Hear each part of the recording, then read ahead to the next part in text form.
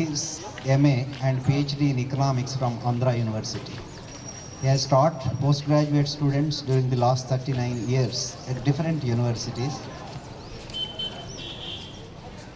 He worked as a professor of international economics at University of Bombay for about 2 years during 1991 to 1993.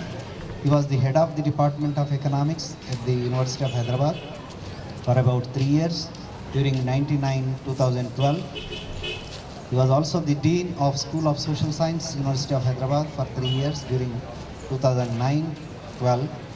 He was the Dean of School of Economics after Economics School was formed, University of Hyderabad for 3 years, 2012 and 15. He was also the Vice Chancellor of Baba Saheb Bhimrao Ambedkar Central University, Lucknow for 5 years during January 2002 to January 2007. He has been working in the areas of international economics, agricultural economics and development economics and Dr. Ambedkar's economic thought for his research. He was a Fulbright scholar under Indo-US exchange program and worked at University of California, Berkeley, USA in 1990. He authored a book entitled Land and Caste and 2 monographs, Dr. Ambedkar's Strategy of Economic Development and its relevance, the relevance of Dr. Ambedkar's views on exchange rate, trade and economic development. He edited a book on economic reforms and rural development in India. He published a good number of research papers in the professional journals.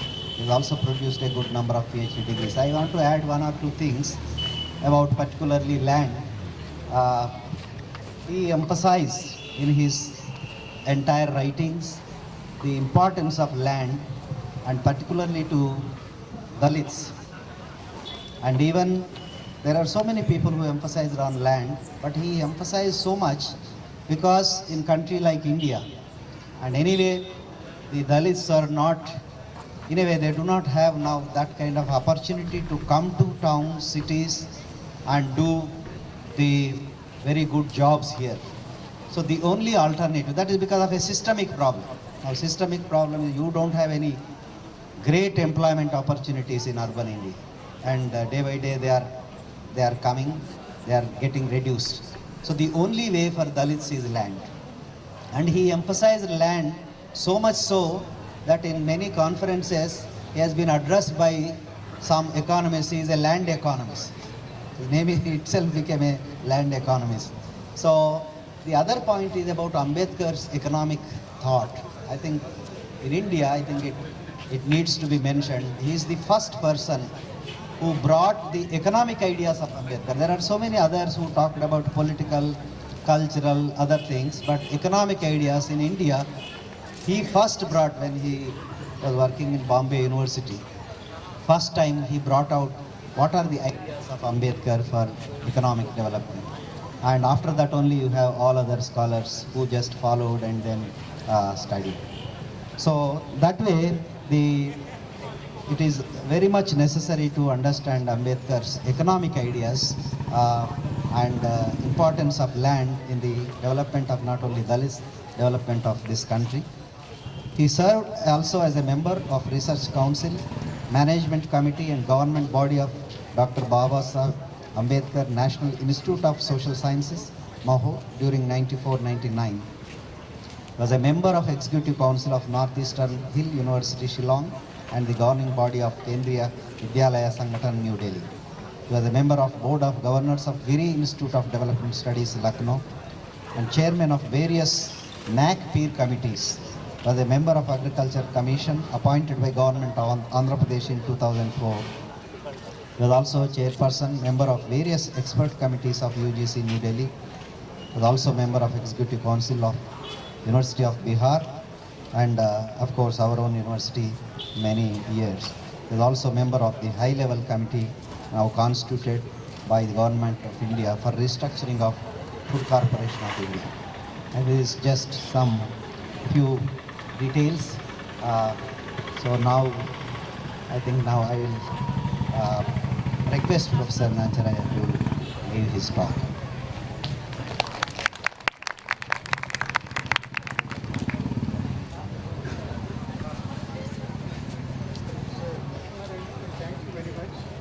your kind words, dear colleagues, dear students, friends.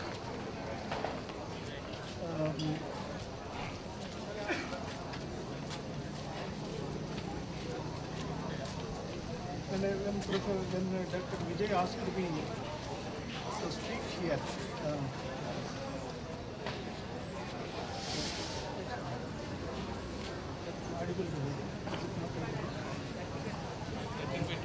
okay. To speak here on this particular topic, I was telling, why don't you arrange in some auditorium, either Dr. B.R. Ambedkar auditorium or some other auditorium? No, sir, this is a kind of a public lecture. You are requested to speak, particularly in this open space. That is our intention, and I hope you will accept this, something like what you was telling. So I have agreed to speak. I told him that he has certain difficulties to speak in the kind of an open forum like this, because we have a customary closed auditorium lectures, something like that. However, I thank Dr. Vijay for having invited me, for having given me this kind of an opportunity to share a few of my views with you. Friends,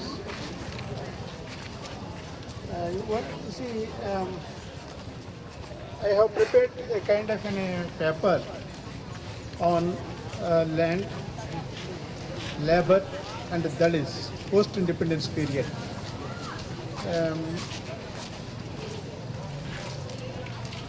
Though it is in an open lecture, but it is a kind of an academic lecture. In this paper, the main attempt was to understand the relation between the dependence of Dalits on agriculture and the high incidence of I was thinking stand on high incidence of poverty in the context of land reforms and also agricultural growth. In the context of agricultural growth and agrarian reform, the agrarian relations were also changing. So what kind of a relationship exists between the high dependence on the agriculture as far as Dalits are concerned for their livelihood and high incidence of poverty among the Dalits? This is the main question I raised in this paper. Here, to understand, we have gathered the information, particularly the data at a national level. Also, we made use of the micro studies. At a national level, mainly we used the NSS data, National Sample Survey Organization data, also agricultural census data, and population census data. These are the three important sources at a national level for this paper. As I told you, we also made use of some of the village level studies, micro level studies to understand the transformation at village level. Now, as per the 2011 census, Dalits, when I use the word the Dalits, of course, I am including scheduled tribes also, although there is a slight difference as far as the scheduled tribe and Dalits categories are concerned, but there are several commonalities. Both are segregated, socially segregated communities. Both are mostly depending on the agriculture as agricultural laborers. Of course, tribes have some land, but which is mostly a kind of an unproductive land. The productive levels are low. But like that, there are several similarities between these two groups. Therefore, I combine them in a single bracket, called them as Dalits. And these are segregated communities. And of course, Dalits, as you know, essential problem was this untouchability, which you may not see to that extent in the case of scheduled tribes. Their problem is of a more economic nature. Now, as per the 2011 census, Dalits constitute about 16.6% of total population, and scheduled tribe constitute about 8.2% of total population. This is 2011 census. And scheduled caste population mostly concentrated in the states like Uttar Pradesh, followed by West Bengal, Bihar, Andhra Pradesh, Tamil Nadu. These are the 5 states together account for nearly 55% of scheduled caste population. On the other hand, 68% of scheduled tribe population live in 7 major states: Chhattisgarh, Jharkhand, Orissa, MP, Maharashtra, Gujarat and Rajasthan. 24% of the scheduled caste population and 10% of the scheduled tribe population live in urban areas. That means 76% of the scheduled caste population and 90% of the scheduled tribe population live in rural area, against 35% in the case of non-SC/ST population. When I use the word non-SC/ST population, it refers to the population other than SC/ST, including OBC, up to 2013. This definition holds, because from 13 onwards there was a category called other backward classes, where we have the data on different economic aspects. That is why it will be shown as a separate category from 1913 onwards. Up to 1913, this, when I use the term others, it is excluding SC/ST only. Now, so that means this obviously indicates that as far as the urbanization is concerned, in the case of SCs and STs, it is very slow. Still 76% of scheduled caste live in rural areas. About 90% of scheduled tribe live in urban areas. In economics, we were taught that urbanization is an important indicator of economic development. But in their case, still it is very low.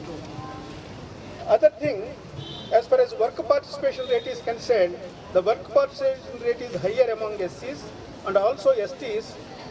For example, in SCs, about 40.87% of the SC population participate in the work. Work participation rate is the number of people who participate in the work out of the total population of that SC. Like that it is defined. And in case of STs, about 48.72%. It is 48.72% participate in the work, against 34% participate in the case of others in work. This is also because of the high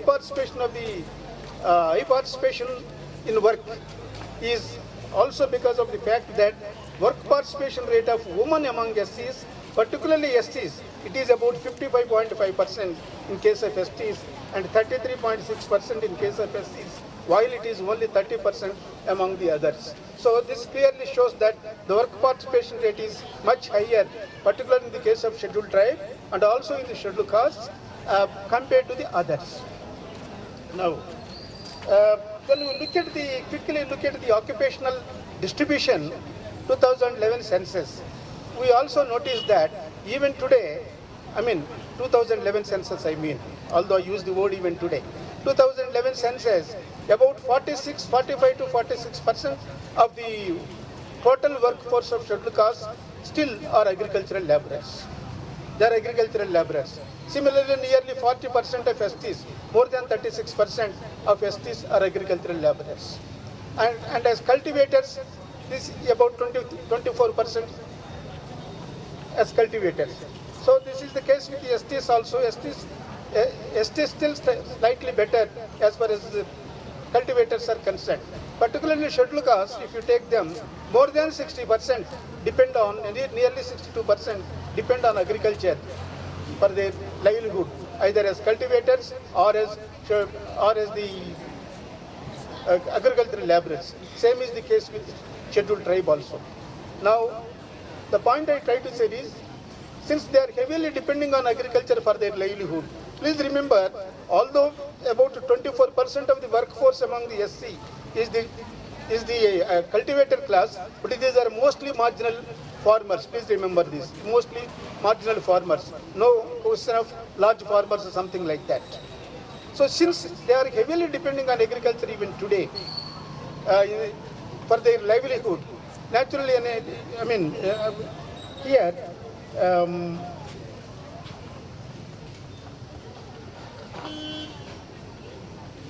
in the context of changing agrarian relations, I mean in the context of the land reforms, as agrarian relations are changing,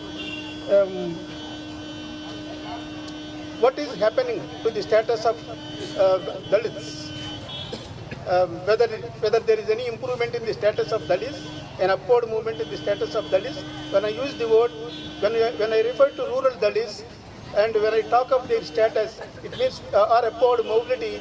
Suppose agricultural laborers become cultivators, it is a kind of a mobility, something like that. In that sense, we are using upward mobility as far as rural scheduled caste population is concerned.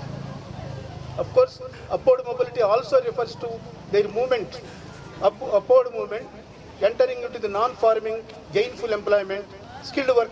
That is also an upward movement. But here, within the rural area, when there is an upward movement, when I say upward mobility, this is nothing but agricultural laborers becoming cultivators, something like that. Now, you see, let us also see with the help of the NSS data, where do they stand in terms of their access to land? These Dalits and the scheduled tribe vis-a-vis others. Quickly, I will just summary I will present before you.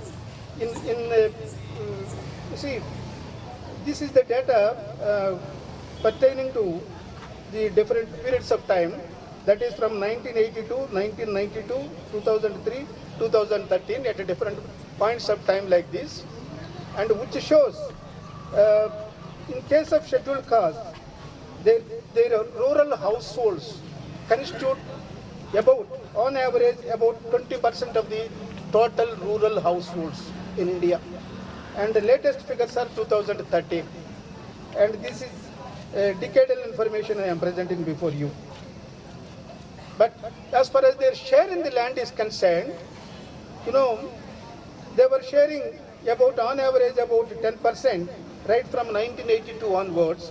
But by 2013, their share has come down to around 8%.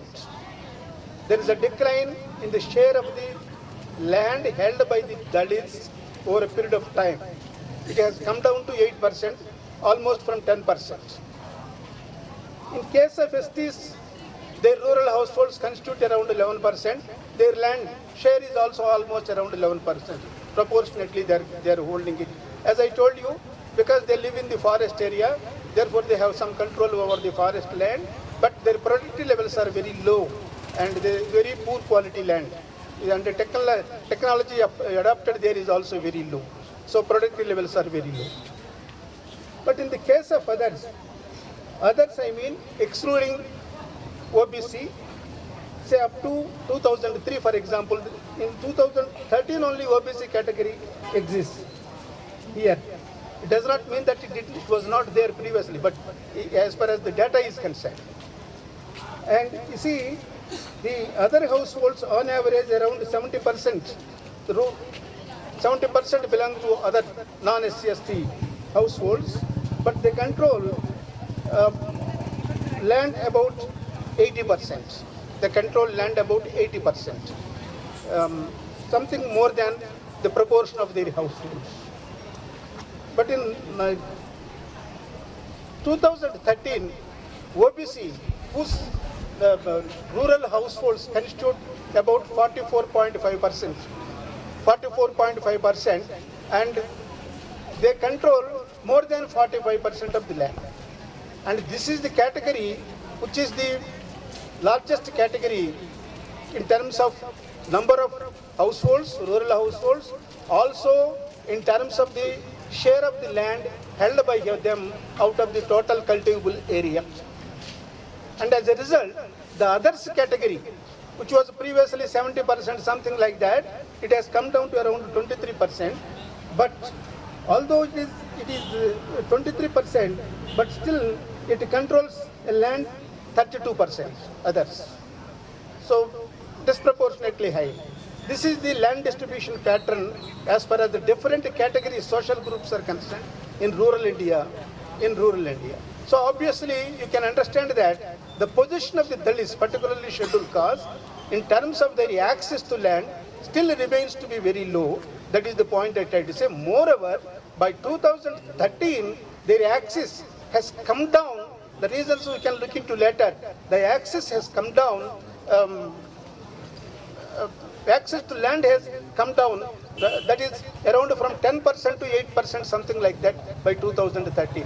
This is the one point we have to note here, as far as the changing position is concerned. Now, other important aspect is occupational distribution. When we talk of the occupational distribution, see, census itself has classified into different categories of workers. Say in rural India, occupational distribution is like this: cultivators, agricultural laborers, non-farming workers. So, in the case of Dalits, they are essentially agricultural laborers. So this data is from 1971 onwards, and this is up to 2011. So for these different periods, different census, you see, in 1971, 50% of the Dalits were agricultural laborers, and only around 26 or 25% were agricultural cultivators, and about 20% were non-farming workers. So they were essentially agricultural laborers. The same was true almost up to 2001 census, only with a minor change that the cultivators percentage has come down slightly to around 24%, something like that, and their agricultural laborers has also come down to 45%. But the non-farming occupation has gone up. Non-farming has gone up to around, in 2001, it has gone up to 27%, something like that, from 20, that was 20% in 71. So they went into non-farming activity. But by 2011 also, see, the agricultural labor, their share as agricultural laborers almost remains same, around 45 to 46%. But the cultivators, interestingly, cultivators percentage has drastically come down to 14 to 15%. This is the change to be noted. Exclusively a downward movement. I do not know, I am not questioning the NSS data, but this is very much taken from NSS census data, that 2011, their agricultural cultivators, they have come down to 14%, something like that. This is the point to be noted in 2011. Now, in case of others, let me place before you. Of course, as I told you, in case of Estes, since they are holding some land, but their share has also come down as cultivators, and as agricultural laborers, their share has slightly gone up as agricultural laborers. I mean, agricultural laborers, their share is in 2011 now. Estes it is 44.50 agricultural laborers.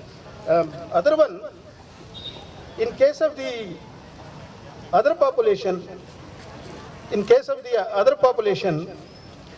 you know, initially in 1971, cultivators were about 43%, but and agricultural laborers were around 26% in case of others.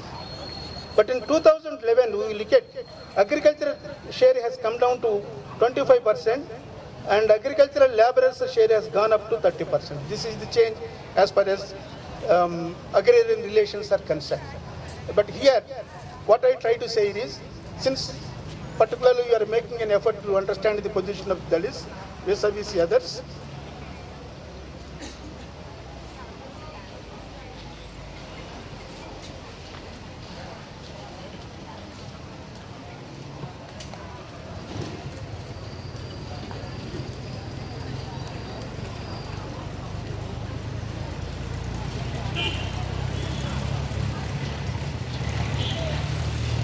in case of Dalits, almost 45 to 46% means almost half of the workforce of the Dalits remain to be agricultural laborers even after the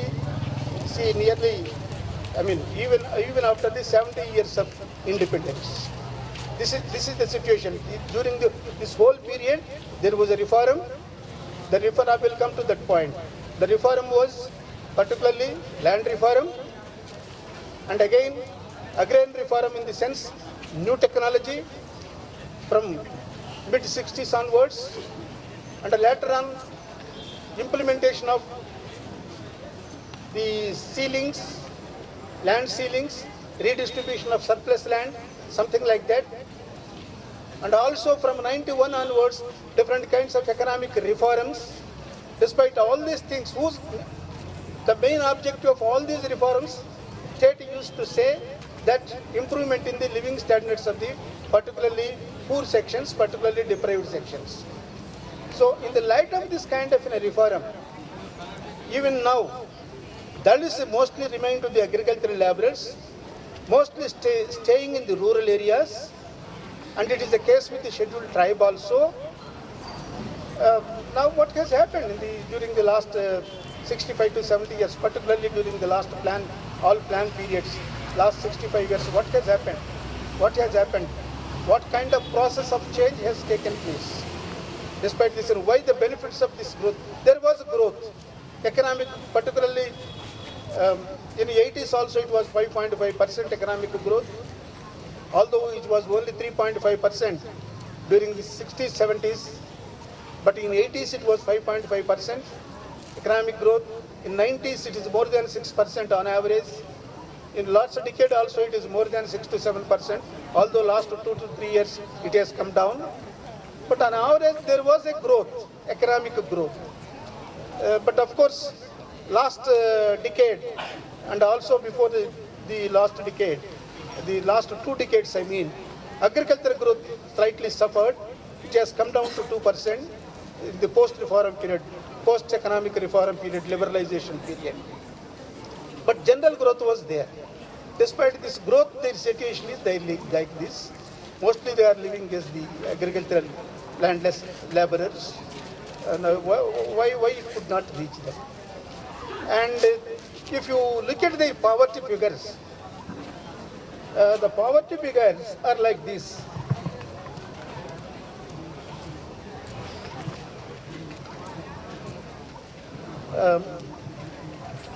In 93, 94 I have the figures, 2004, 2005, 2009, 2010 I have the figures. But interestingly, poverty has come down in the case of all categories. I mean SC, ST and others. Poverty has come down over a period. But still the incidence of poverty, either rural poverty or urban poverty, is found to be much higher among the Dalits communities compared to the others. That means they are still suffering from, for example, in 2009, 2010, the scheduled caste poverty rates are like this. Rural 43%, urban it is 33%. In case of scheduled tribe, rural it is 47%, urban it is 29%. Whereas in the case of others, it is about 33% in the rural, and urban it is 20%. Still it is there, poverty is there in others also.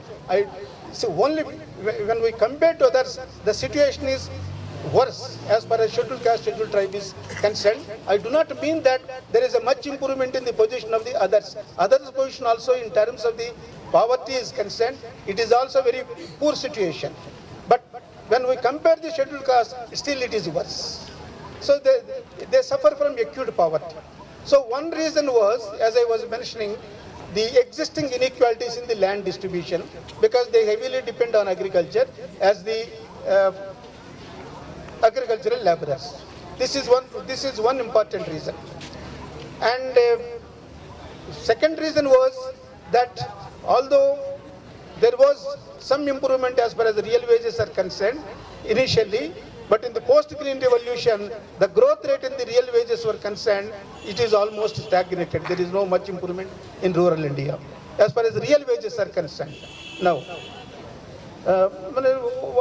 why this inequality is still, and why this land reform, the history of land reform, why it has failed? It's actually, in early 50s, it was understood by the government or by the society that land reform was a must. Because at that time, more than 40% or 45% was under the Jamindari, Jagirdari, intermediary land tenure system.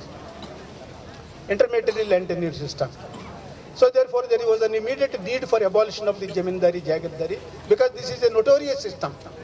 Under Jamindari has a freedom to collect any amount from the rights, and he has an obligation to pay to the state some fixed amount in the form of the land tax.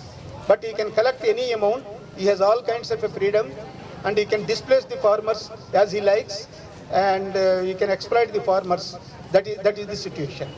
So under these circumstances, neither the Jamindars have any kind of an interest in developing the land, nor the tenants are also don't have an incentive to develop it, because even if they develop the land, if they produce more, no guarantee that piece of land will be with him for the next year.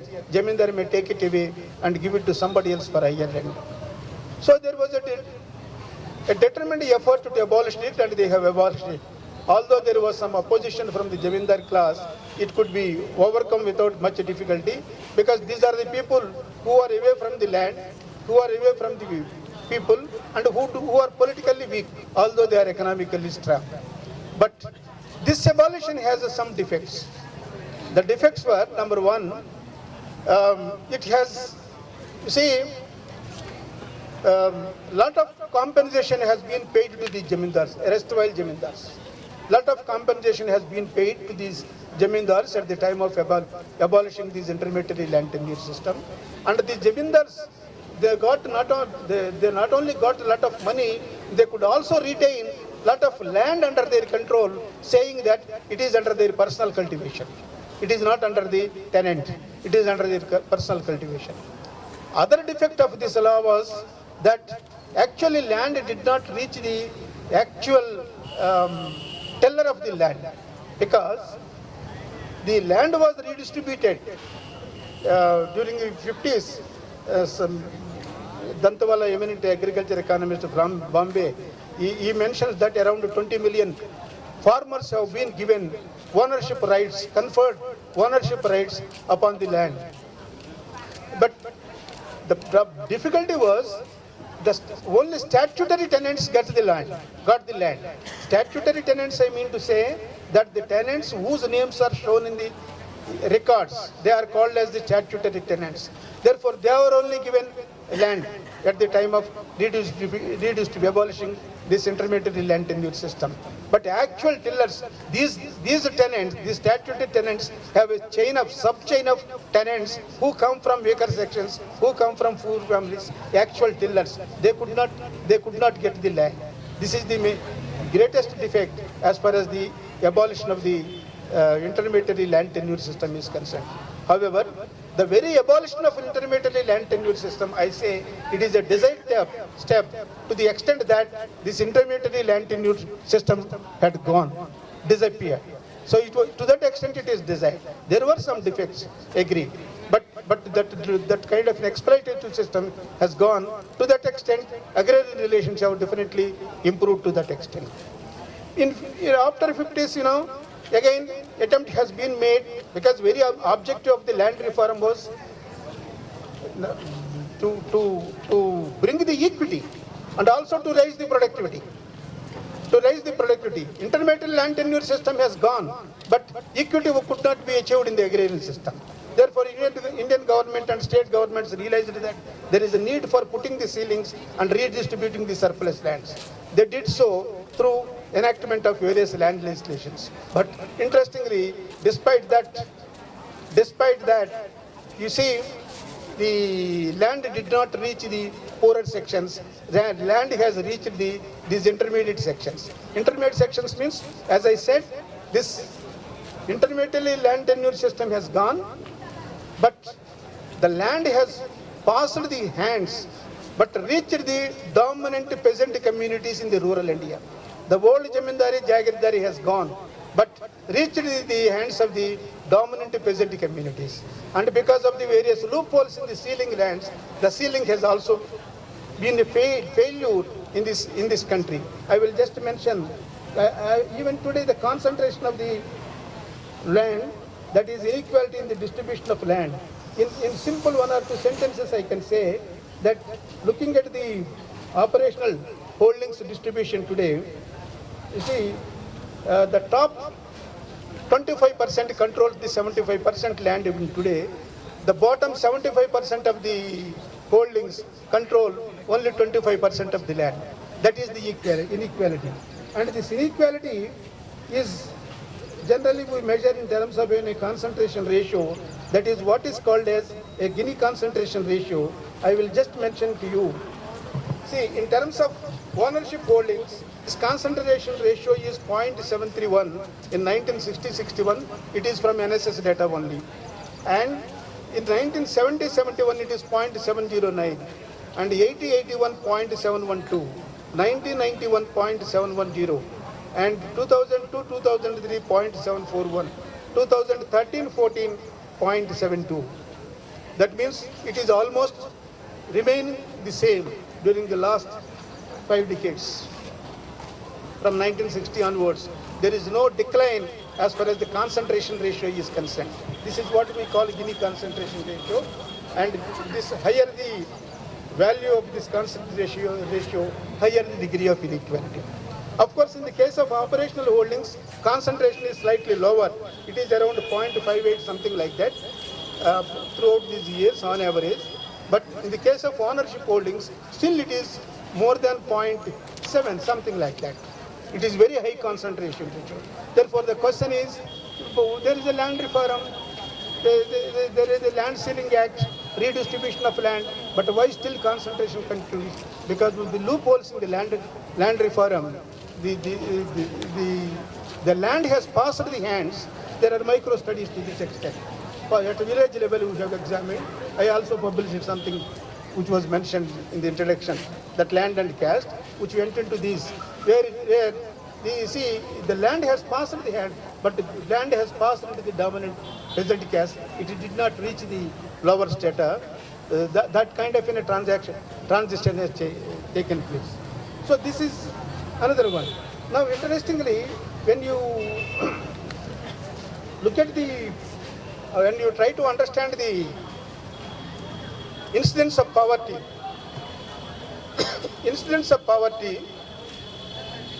when you try to understand the incidence of poverty in terms of consumption levels, usually these poverty ratios are calculated with the help of the NSS data and consumption figures.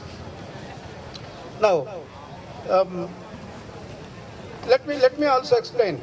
In addition to this land reform, before I take up this particular aspect, let me also bring to you that there was an agrarian reform in the sense there was a technological reform.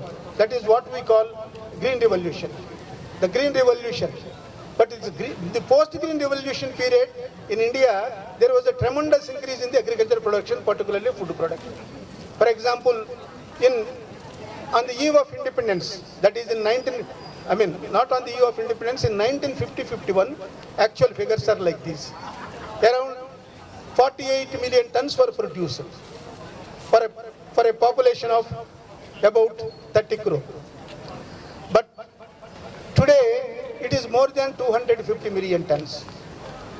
And the green revolution is nothing but the application of all this chemical fertilizers, high yielding varieties, some mechanization of the agriculture, something like that. It has given an excellent results in terms of increasing the food production. And food production has significantly increased. But despite this food production, increase in the food production, despite not less than 30 million tons in the food godowns, even today the incidence of poverty in general is around 30%. Around 30%. This obviously clearly indicates that it is the lack of purchasing power.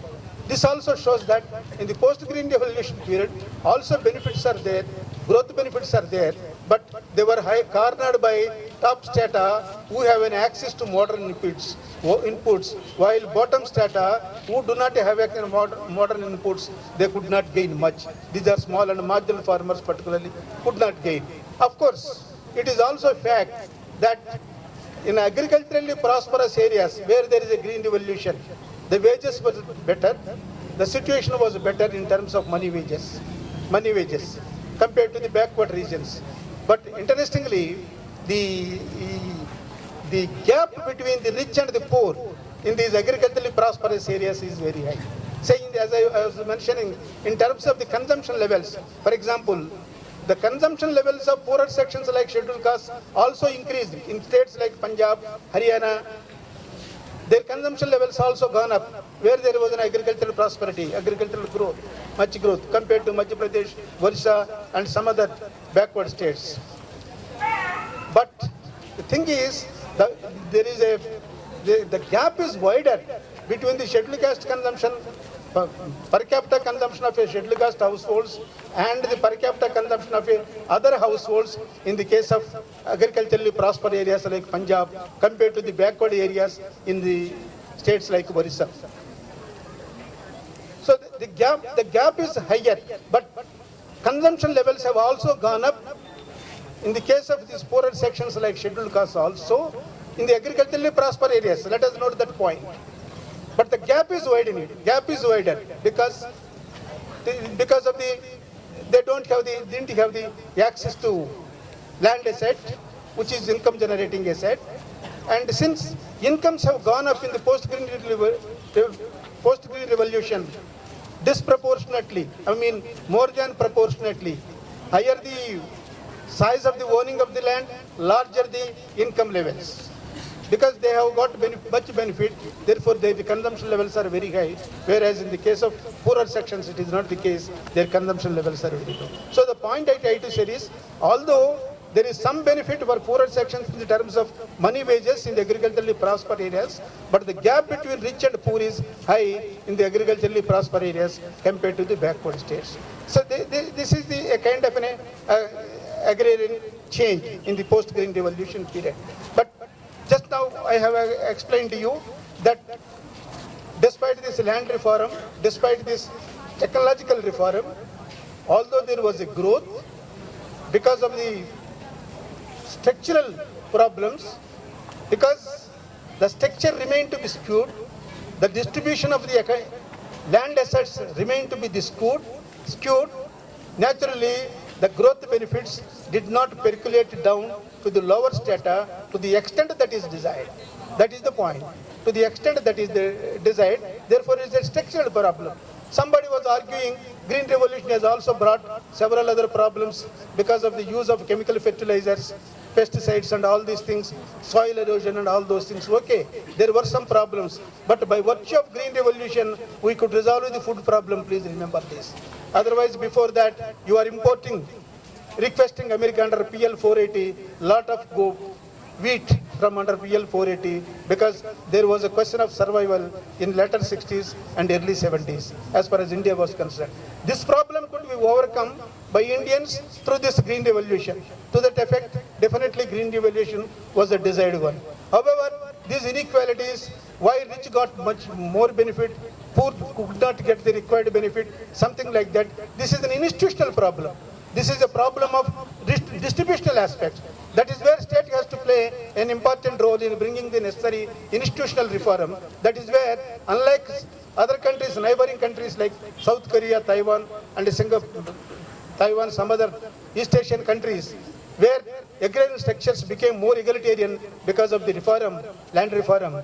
India, it is not the case. So to that extent, the defect lies with the structure. Still, there is a case for making the structure more egalitarian. Otherwise, even if there is a growth, for example, in the post-reform period, recent experience, what does it indicate? That yes, there was a growth, very significant growth. People have been telling repeatedly, there is a growth, there is a growth. But employment is concerned, in the last decade, particularly last 2 decades, what has happened? Employment is concerned, the employment rate has come down to around 1.5%, something like that, from more than 2%, something like that. People were calling it is a jobless growth. So the point I try to say is simply growth will not take care of everything. Growth is a necessary condition. It is not a sufficient condition. It will become sufficient for a condition provided you take care of the structural problems, particularly distributional aspects of the economy. Now, see, so because of, I have also examined some other evidence as far as the land transfers are concerned. Why it did not reach these two sections?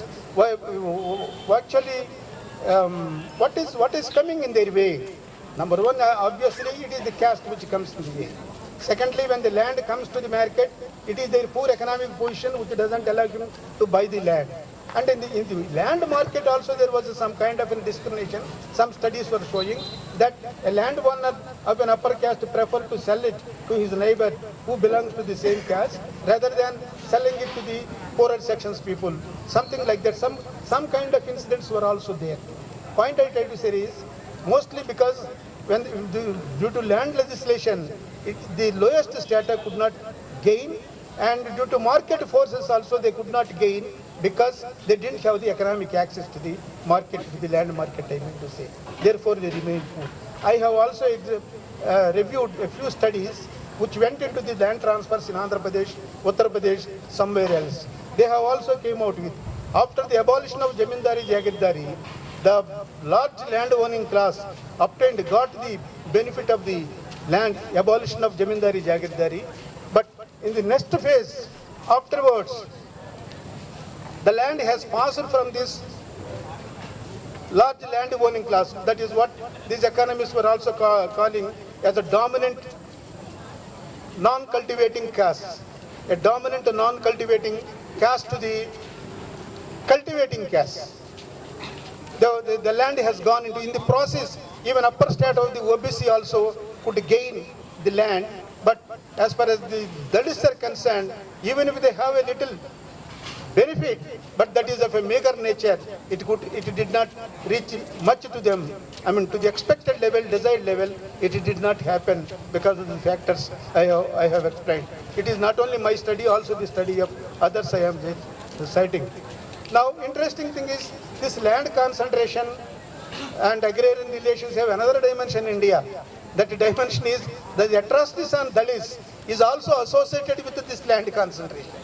Because the SC/ST Commissioner reports indicate that, of course now SC Commission, SC/ST Commission separate, they also indicate that, most of these atrocities that Dalits are related to, number one, when the Dalits insist on the minimum wages, or number two, when the Dalits try to take the position of the land which was assigned to them, it leading to a kind of a friction between the land owning class and these classes, and leading to atrocities, and Dalits are becoming the victims. Recently there is another phenomena. Of course, in the newspapers you have been seeing very recently that atrocities in Dalits are also being conducted for different reasons now, in the name of Go Rakshana, something like that. Now it is also another dimension, recent dimension. Because of these reasons also atrocities are being conducted against the Dalits. But so as a result, Dalits position in India still remain to be, weak, either in terms of their access to land, particularly in terms of their access to land, they remained as an agricultural laborers, and still at all India level, still landlessness is of course significant. 7.5% is there at all India level. Landlessness among Dalits also same percentage landlessness is there. Therefore, from this, I would like to conclude that when we examine this kind of um, this kind of a change, that is transition, we clearly understand that Dalits portion there is no much improvement in terms of their access to land. Thank you very much.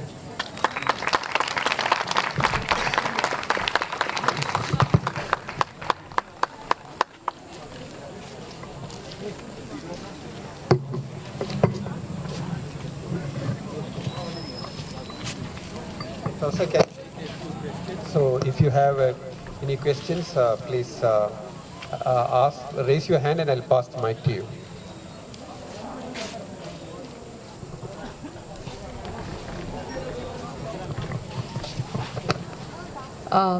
Actually, I think I was getting questions, but most of the time you answered as I was getting the questions. But still, I just want to emphasize by maybe reiterating it. You said that the Southeast Asian countries were able to actually reduce the inequality in the rural areas through land reforms, but that did not happen to the same extent, or maybe almost not at all from the figures you have cited in India. So how much of this can be attributed to the caste question is what I would like to. The caste question. How much can be attributed to the caste question? Now, this is my understanding. One may agree with me, may not agree with me, because see, in Indian context, social situation is different. I mean to say, as per the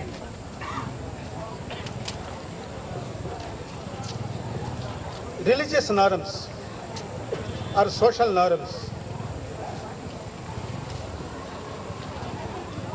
the structure is more iniquitous.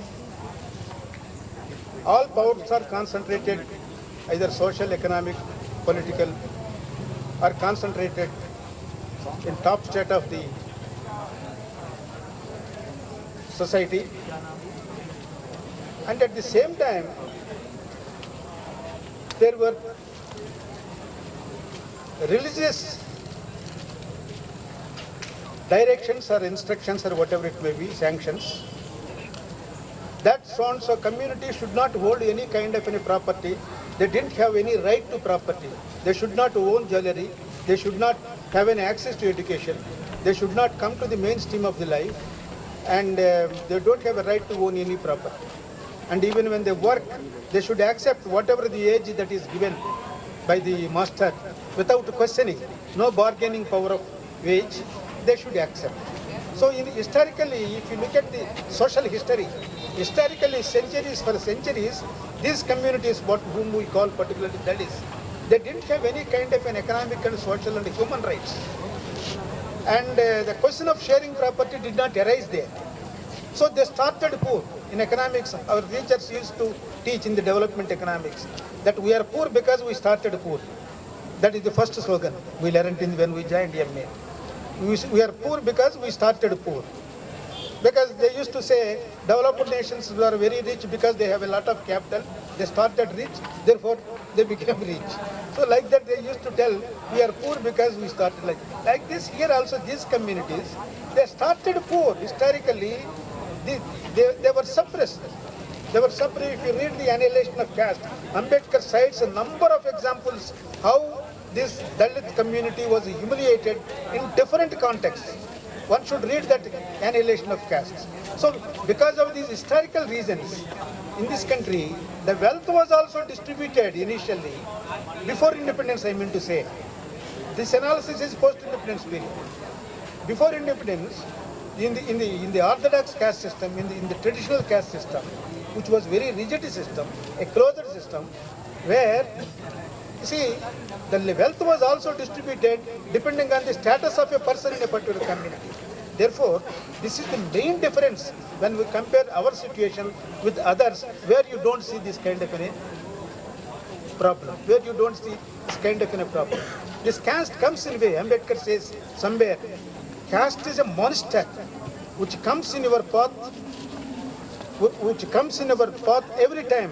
Unless you kill this caste, you can't have an economic development, you can't have social development, you can't have political development. This I am quoting from the Annihilation of the Caste. So this is the main crux of the problem. Most of our economists also, without understanding the linkages, how this caste was the instrumental in keeping these sections poor forever, keeping this section deprived forever. You see, these linkages, unless you understand, read and understand, very difficult proposition. Yes.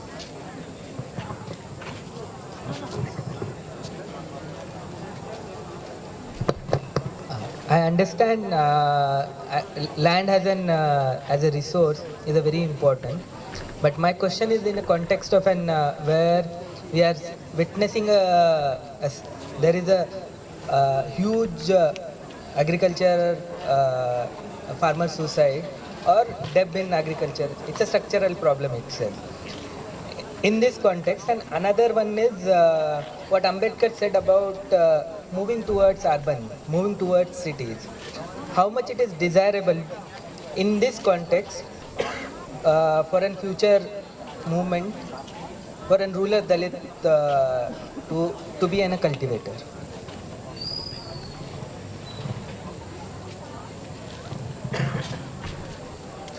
First question, let me answer.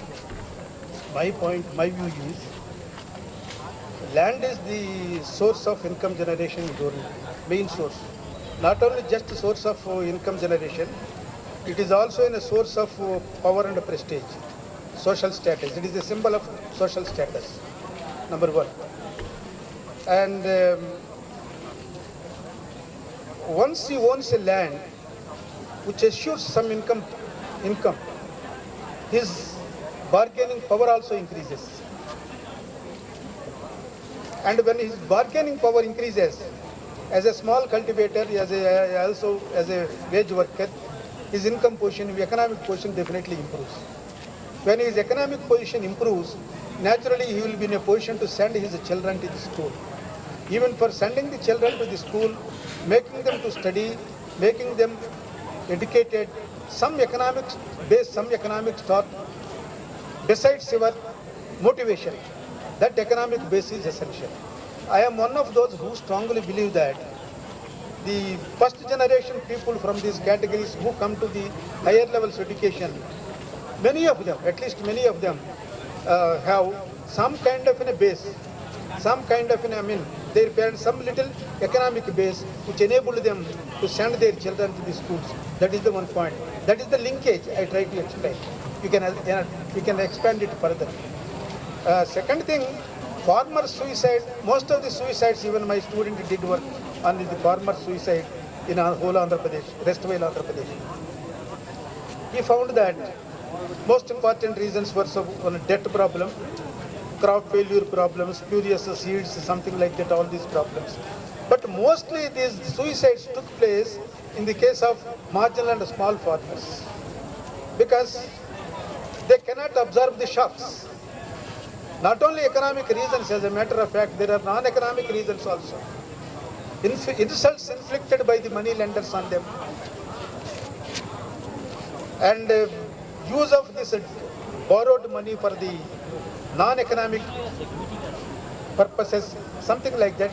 So here, point I try to say is, most of the suicides are in the case of the very weak farmers, particularly marginal and small farmers, not in the better of sections.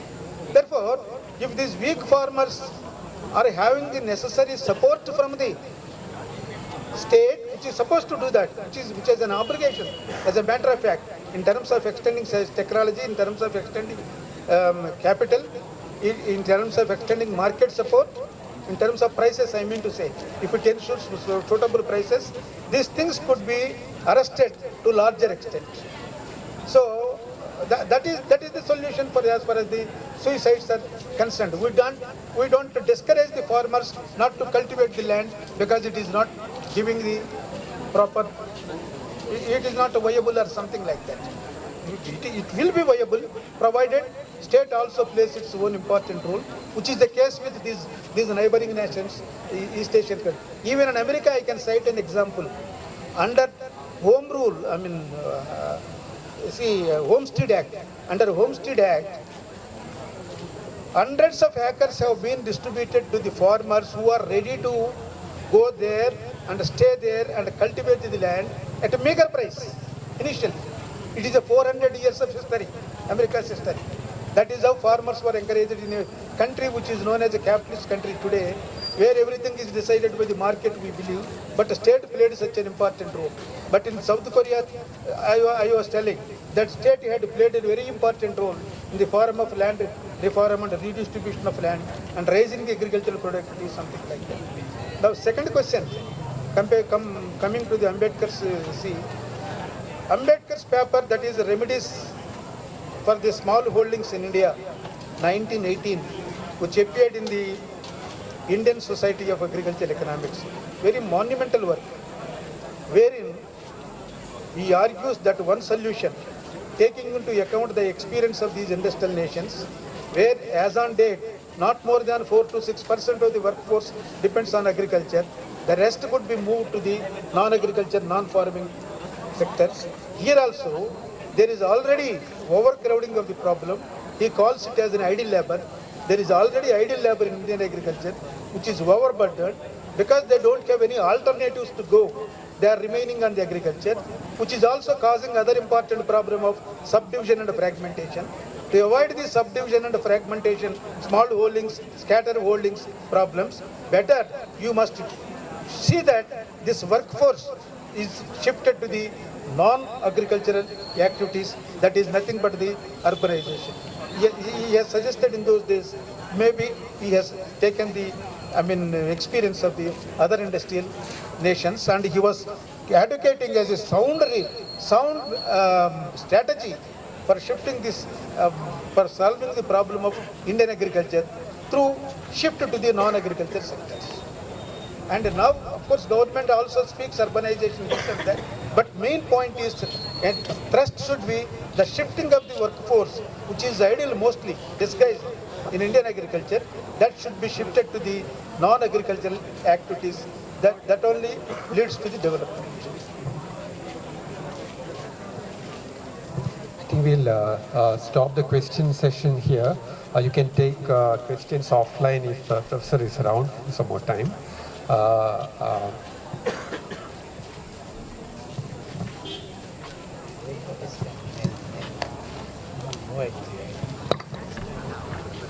So I thank Professor Nacharaiah for coming here and delivering this lecture and enlightening us on the issues of land, Dalits, and the distribution of resources to them.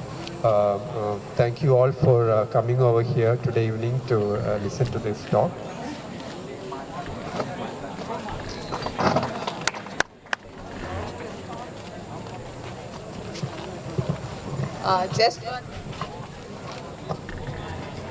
Just one last announcement. The next week's talk is already decided. It will be Professor Narasimha Reddy, another professor, retired professor from the School of Economics. So we'll be talking about Grexit and Brexit in the era of neoliberal reforms, okay, in the neoliberal era.